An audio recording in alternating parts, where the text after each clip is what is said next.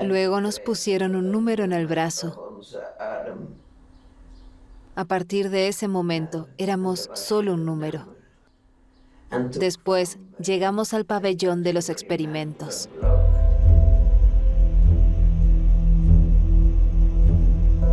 While Auschwitz has gained worldwide notoriety as the ultimate symbol of the Holocaust, Ravensbrück represents a lesser recognized yet equally atrocious facet of Nazi barbarism. Behind its barbed wire and tall watchtowers, this concentration camp, exclusively designed for women, witnessed countless acts of cruelty and suffering. However, there was also space for resistance there. The evil unleashed at Ravensbrück surpasses what is imaginable to the human mind, reaching levels of depravity and genocide that defy comprehension. In addition to torture, multiple mutilations, mass murders, and summary executions were carried out in this camp, along with forced labor, humiliations, experimentation with extermination methods, starvation, and public humiliations. Some prisoners were forced to abort, while others had to give birth under conditions of absolute insanity. These atrocities were compounded by well-known mass murders in gas chambers and medical experiments that included forced sterilization. This happened under the watchful and complicit compliance of other women, the fierce Nazi guards who oversaw the camp. Explore with us Ravensbrück, a harrowing tale of torture and suffering that also reminds us of the immensely powerful human capacity to survive, even in the most extreme conditions.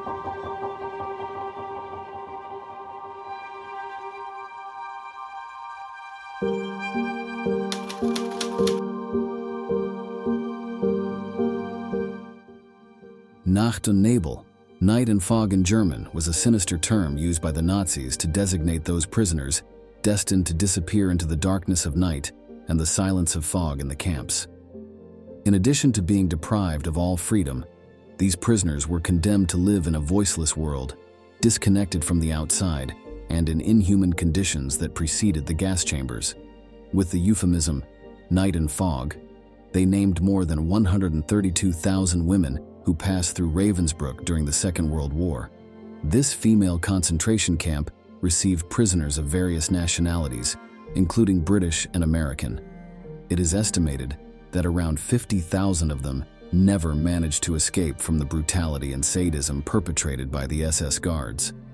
Among the prisoners were those involved in the black market, as well as brave women who openly defied the Nazi regime, from Jewish couples to women dedicated as nuns.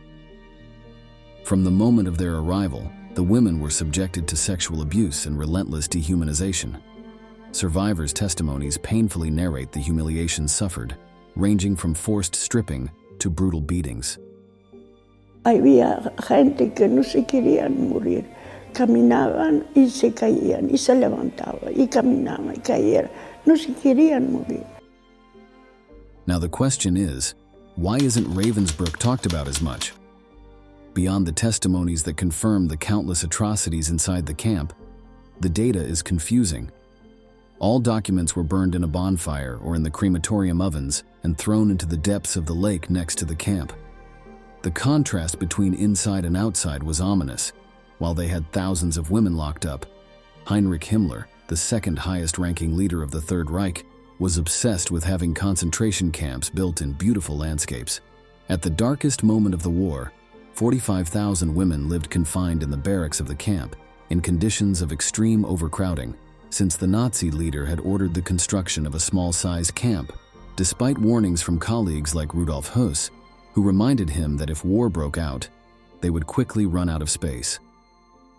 A curious fact is that only 10% of the prisoners were Jewish. Instead, the majority of its initial 2,000 inhabitants were Germans who had opposed Hitler. Among these early residents, a populous group of 500 Jehovah's Witnesses stood out, who considered Hitler the Antichrist and had already been through the Moringen camp before it was converted into a youth prison. Their faith in God rather than in the Führer led them to Ravensbrück. The hidden location of this women's camp was another reason why, for many decades after the war, little was spoken about what happened there. Himmler ensured that access to the campgrounds was deliberately far from the gaze of travelers.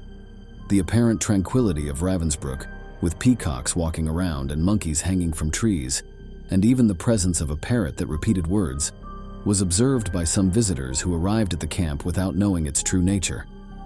This almost idyllic scene, far from the common perception of a concentration camp, concealed the brutal living conditions of the prisoners. Added to this was what was already very common in other extermination sites: the use of phonographs at maximum volume playing classical music to drown out the horrifying cries of agony and pain. After the end of the war, and before the fall of the Berlin Wall, Ravensbrück remained in East Germany, the Soviet-controlled part, which made it off-limits for Western historians for years, who wanted to verify with their own eyes what some testimonies recounted. Despite the few proofs, fortunately for history and memory, some of these women survived hell and were able to testify to the reality. Te sacaban de la cama a las 7 por la mañana. Esto era la muerte, porque cuando hay -12, -13, y no puedes más soportar porque no tienes nada, tienes este traje y el número aquí, y solo con esto teníamos que ir a trabajar. Annetta Coletti's shocking account details the savage practices that all the Ravensbrück prisoners faced in captivity. It was commonplace for a handful of them to be whipped in front of crowds once a day as a form of intimidation. Some endured more than 25 lashes, a brutality that could be life-threatening. In addition to this physical violence, the women were subjected to horrific punishment conditions, such as being confined in flooded cells that caused hypothermia. To make matters worse, the medical experiments they suffered included drug testing without consent, deliberate infections, and intentionally caused bone fractures. One of these infamous procedures involved testing sulfonamides, a prototype for antibiotics. To do this, they first cut the women's bones, muscles, and nerves to infect them with bacteria through pieces of wood or glass, and then experimented with sulfonamide. Another grim experiment was the attempt to transplant bones from one woman to another, which in most cases left them mutilated. The putrefying wounds and excruciating pain led to the death of numerous prisoners at Ravensbrück, while those who survived were forever scarred with irreparable damage. Forced sterilization was another atrocity committed against women, often under deception and without their consent. Guards, including women who later faced trial for their crimes, were responsible for administering this suffering on a daily basis. Lesser-known humiliating treatment included the exhaustive gynecological examinations carried out on prisoners in deplorable and unsanitary conditions. The merciless guards used the same instrument, examining and taking samples from all prisoners, regardless of whether any of them had diseases such as tuberculosis or syphilis. Believe it or not, female prisoners were subjected to something far worse. Survivor Leah Zajac agrees with many of her companions in saying that there was a macabre torture that is impossible to forget: hunger. Allí en el gueto ya empieza mi primer peldaño del infierno, porque empiezo con el terrible, incontable, y no se puede, el que no lo vivió no puede imaginarse lo que significa el hambre que me tocó vivir durante 4 largos años.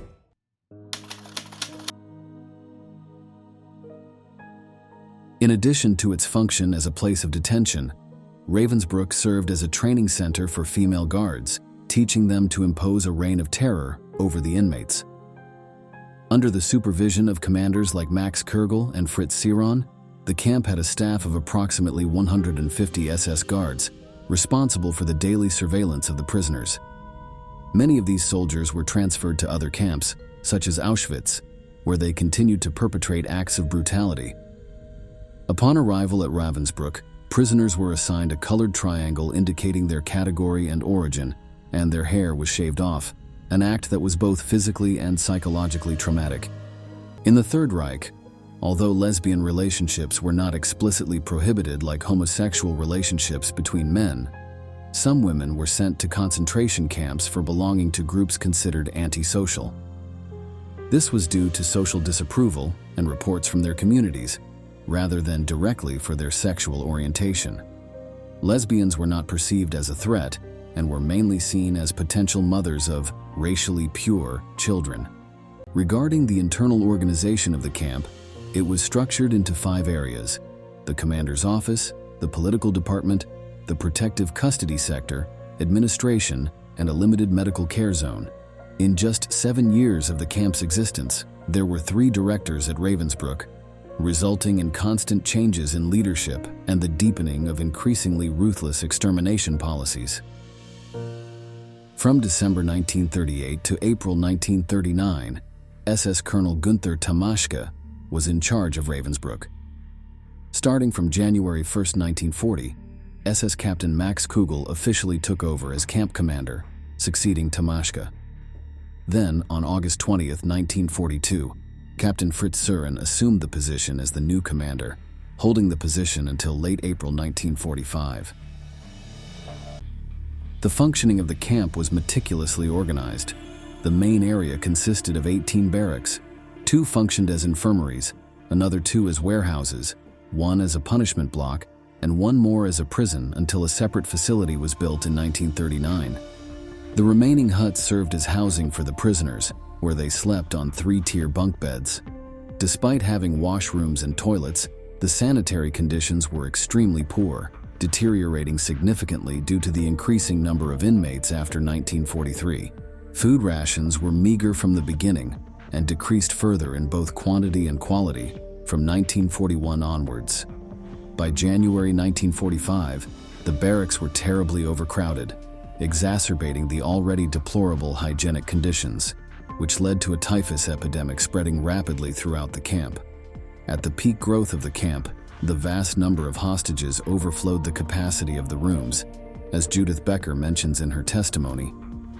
In Ravensbrück, they didn't put us into any of the barracks. They right away straight put us into the Totenbark, into a barrack for death, for killing. And the method they used was that into an area that that could hold 100 people, they put 1,500. And there was no room to stand, there was no furniture in the place, there was no room to stand, so some people were hanging in the air. Due to this overcrowding, the SS authorities subjected the prisoners to periodic selections, where those deemed too weak or injured to work were isolated and murdered. Initially, chosen inmates were cowardly shot. However, starting in 1942 as part of Operation 14F13, the SS transported them to the Bernburg Sanatorium, equipped with gas chambers previously used for the Nazi regime's euthanasia program. Around 1,600 prisoners, including Jews, Roma, and Jehovah's Witnesses, were sent to their deaths at Bernburg in the spring of 1941. Subsequently, in 1942, a second wave of killings began in these euthanasia centers, continuing until 1944. During this phase, approximately 60 convoys departed from the extermination camp to the euthanasia center in Hartheim, Austria, transporting between 60 and 1,000 prisoners each. Additionally, SS personnel also carried out killings in the camp infirmary, using lethal injections or by sending prisoners to the Auschwitz-Birkenau extermination center. In early 1945, the SS installed a gas chamber at Ravensbrück, where between 5,000 and 6,000 prisoners were murdered before the Soviet liberation in April 1945. Prisoners at the camp documented the horrors they endured through clandestine photographs. Many were selected to be forced into brothels for military personnel. The rest were condemned to forced labor, with approximately 3,600 executed at Okermark Mansion. Despite everything, horror did not extinguish hope. At Ravensbrück, women forged strong bonds of solidarity that provided invaluable emotional and physical support. These connections gave them the strength to face despair, endure grueling forced labor, and withstand torments specifically directed at them as women. Sorority and collaboration among the prisoners became a powerful mechanism of survival, offering them a ray of hope amidst the Nazi night and fog. Within the camp, some seamstresses found refuge in their joint work. Despite the long hours, being part of this select group gave them an identity beyond the number tattooed on their arms. Their companionship restored a sense of humanity and hope amid the desolation of the concentration camp. Sewing skills became an invaluable resource for many of them. Through their mastery of the craft, they kept the hope of freedom alive. Although they could not afford mistakes, The intimate atmosphere and conversations reminded them of their humanity and provided a respite from the brutality surrounding them. Luck also played a crucial role in the prisoners' survival. Despite being strong and resilient, they needed a stroke of fortune to safeguard their lives in such a hostile environment.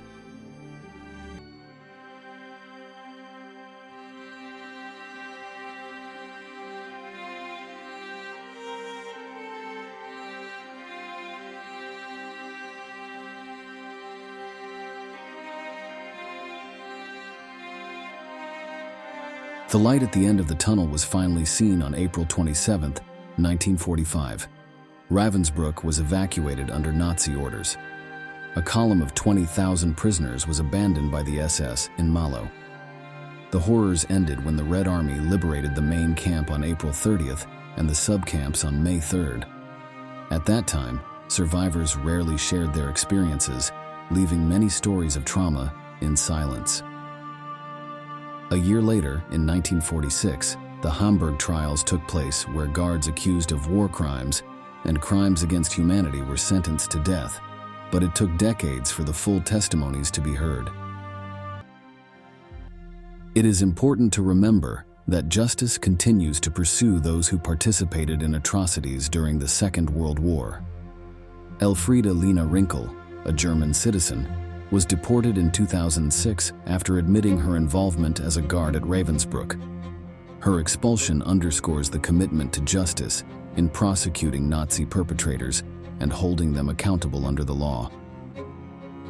Through the efforts of the Office of Special Investigations, former participants in Nazi persecution residing in the United States continue to be identified, investigated, and legally pursued.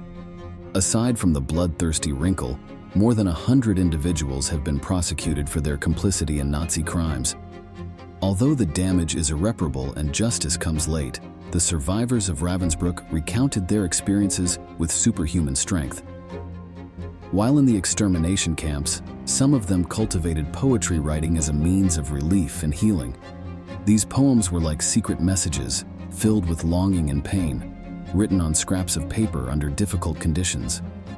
Today, their texts reach us as cries for help from the past, hoping to be heard and remembered. Poetry in the concentration camps not only became a means of individual and collective expression, but also a tool to keep alive the memory of those who suffered and died in darkness.